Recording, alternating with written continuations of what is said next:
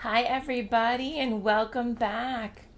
Tonight we are going to be reading a Dr. Seuss. The news just came in from the county of Keck that a very small bug by the name of Van Vleck is yawning so wide you can look down his neck. This may not seem very important, I know, but it is. So I'm bothering telling you so.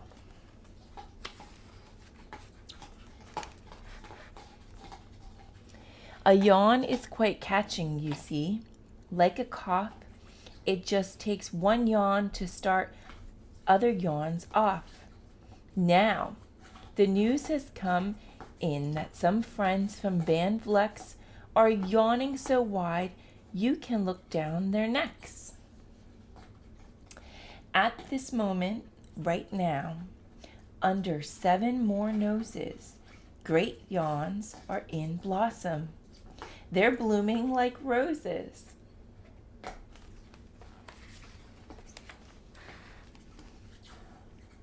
The yawn of that one little bug is still spreading. According to latest reports, it is heading across wide fields through the sleepy night air, across the whole country, toward every which where. And people are gradually starting to say, I feel rather drowsy. I've had quite a day.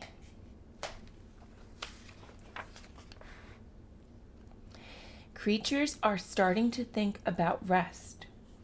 2 Biffer birds are now building their nest.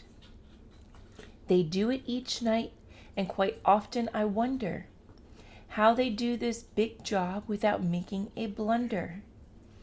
But that is their problem, not yours, and not mine. The point is, they're going to bed, and that's fine. Sleep thoughts are spreading throughout the whole land. The time for night brushing of teeth is at hand.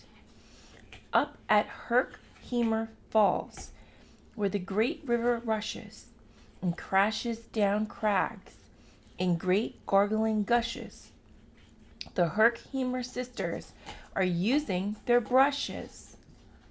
Those falls are just grand for toothbrushing beneath, if you happen to be up the way with your teeth.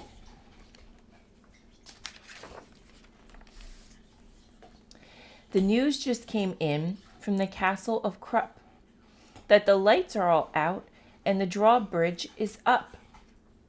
And the old drawbridge drawer just said with a yawn, my drawbridge is drawn, and it's going to stay drawn till the milkman delivers the milk about dawn.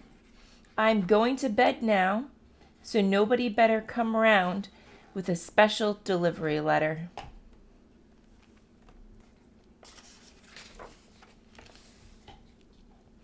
The number of sleepers is steadily growing. Bed is where more and more people are going. In Culpeper Springs, in the Stilt Walkers' Hall, the Stilt Walker stilts are all stacked on the wall. The Stilt Walker walkers have called it a day. They're all tuckered out and they're snoozing away. This is very big news. It's important to know. And that's why I'm bothering telling you so. Way out in the west, in a town of Merced, the Hinklehorn Honking Club just went to bed. Every horn has been quietly hung on a hook for the night in this own private Hinklehorn nook. All this long, happy day, they've been honking about, and the Hinklehorn honkers have honked themselves out. But they'll wake up quite fresh in the morning, and then they'll start right in Hinklehorn honking again.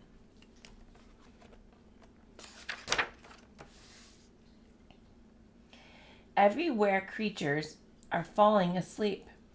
The collapsible Frink just collapsed in a heap. And by adding the Frink to the others before, I'm able to give you the Who's Asleep score.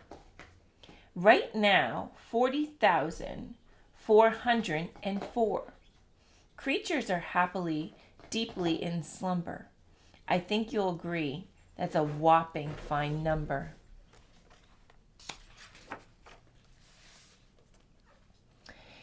Counting up sleepers, just how do we do it? Really quite simple. There's nothing much to it. We find out how many, we learn the amount by an audio tally count. On a mountain halfway between Reno and Rome, we have a machine and a plexiglass dome, which listens and looks into everyone's home. And wherever it sees a new sleeper go flop, it jiggles and lets a new bingo ball drop. Our chap counts these balls as they plop in a cup. And that's how we know who is down and who's up.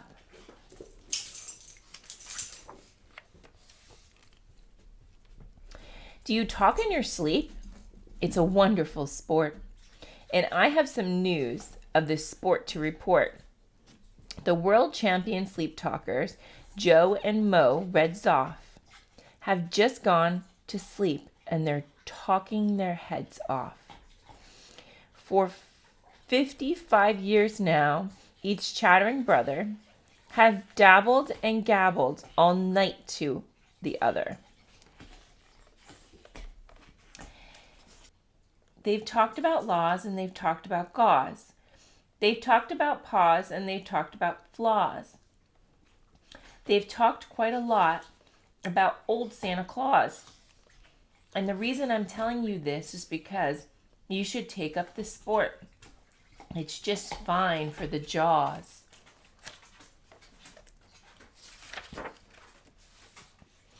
Do you walk in your sleep? I just had a report of some interesting news of this popular sport. Near Finnegan Fen, there's a sleepwalking group, which not only walks, but it walks a la hoop. Every night they go miles. Why? They walk to such length. They have to keep eating to keep up their strength. So every so often, one puts down his hoop, stops hooping, and does some quick snooping for soup. That's why they are known as the Hoop Soup Snoop Group.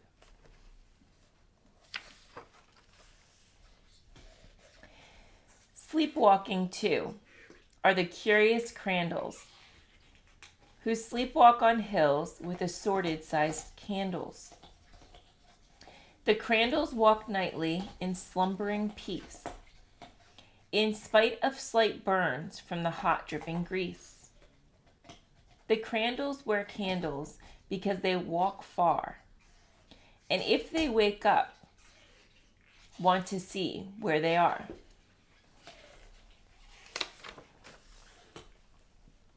Now the news has arrived from the Valley of Vale that a Chippendale mup has just bitten his tail, which he does every night before shutting his eyes.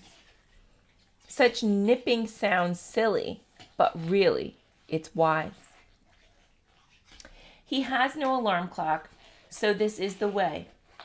He makes sure that he'll wake at the right time of the day. His tail is so long he won't feel any pain till the nip takes the trip and gets up to his brain. In exactly 8 hours, the Chippendale mup will at last feel the bite and yell, "Ouch," and wake up.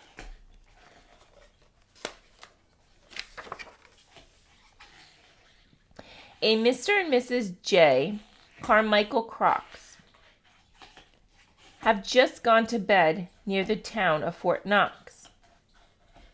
And they, by the way, have the finest of clocks. I'm not at all sure that I quite understand just how the thing works with the extra one hand. But I do know this clock does one very slick trick. It doesn't tick-tock. How it goes is talk-tick. So with ticks in its talker and the talks in its ticker, it saves lots of time and the sleepers sleep quicker.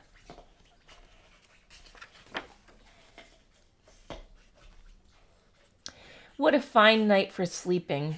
From all that I hear, it's the best night for sleeping in many a year.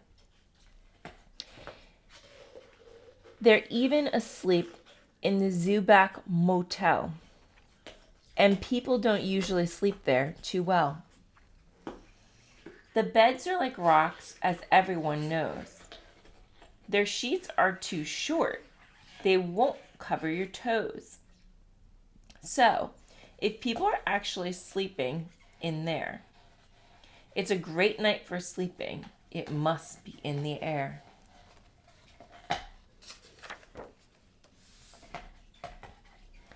It's a great night for snores. I just had a report of some boys who are tops in the musical sport. The snortiest snores in all our fair land are Snorter McPhail and his Snore a Snort band. This band can snore Dixie and Old Swan River so loud it can make 40 elephants shiver. The loudest of all of the boys is McPhail. He snores with his head in a 3-gallon pail. So they snore in a cave 20 miles out of town. If they snored closer in, they would snore the town down.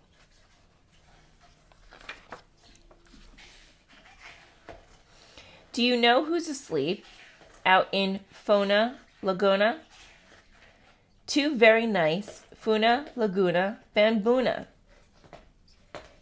We've added them into our Who's Asleep count, which has grown to a really amazing amount. Exactly 8,808 creatures are sleeping now. Isn't that great?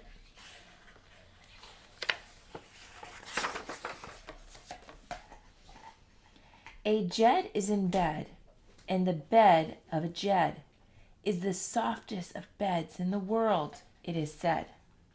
He makes it out of pom-poms he grows on his head, and he's sleeping right now on the softest of fluff, completely exhausted from growing the stuff.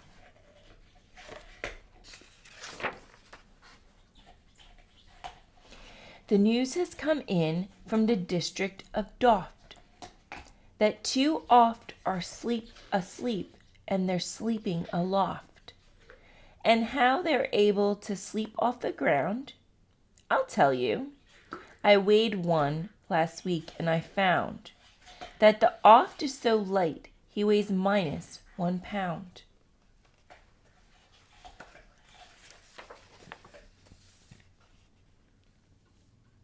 A moose is asleep, he is dreaming of moose drinks. A goose is asleep, he is dreaming of goose drinks. That's well and good when a moose dreams of moose juice. And nothing goes wrong when a goose dreams of goose juice. But it isn't too good when a moose and a goose start dreaming they're drinking the other one's juice. Moose juice, not goose juice, is juice for a moose. The goose juice, not moose juice, is juice for goose.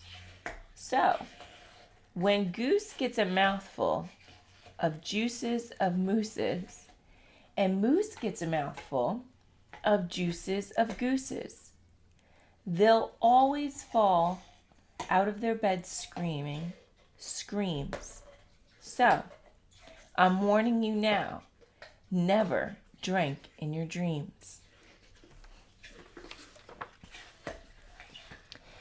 Speaking of dreaming, I think you should note that the Bumble Tub Club is now dreaming afloat.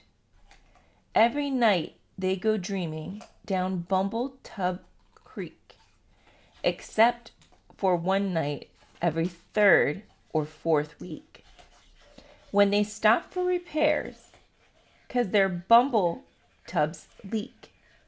But tonight they're afloat, full of dreams, full of bliss. And that's why I'm bothering to tell you this.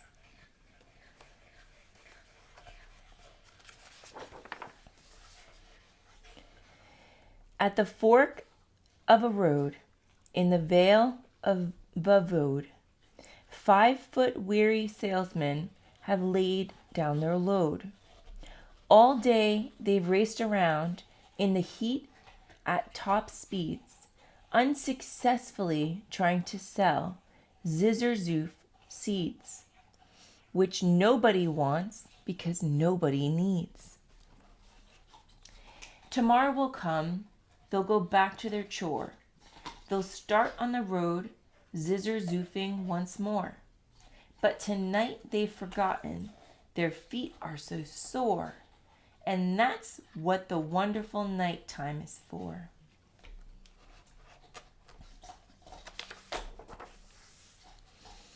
Everywhere, creatures have shut off their voices. They've all gone to bed in the beds of their choices. They're sleeping in bushes, they're sleeping in crannies, some on their stomachs and some on their fannies. They're peacefully sleeping in comfortable holes, some even on soft, tough barbershop holes. The number of sleepers is now past the millions. The number of sleepers is now in the billions.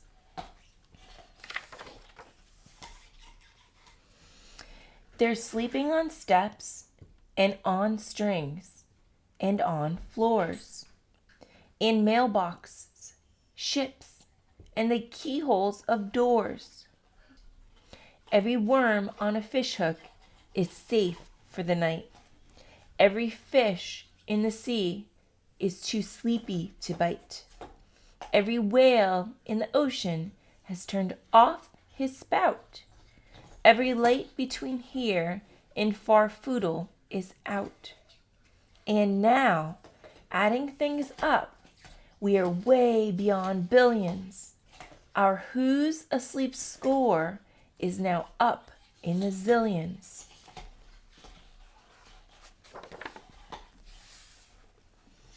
$99,000,000,000, 9,000,000,002,000,000 creatures are sleeping. So how about you? When you put out your light, then the number will be 99,000,000,000, 9,000,000,003. Good night.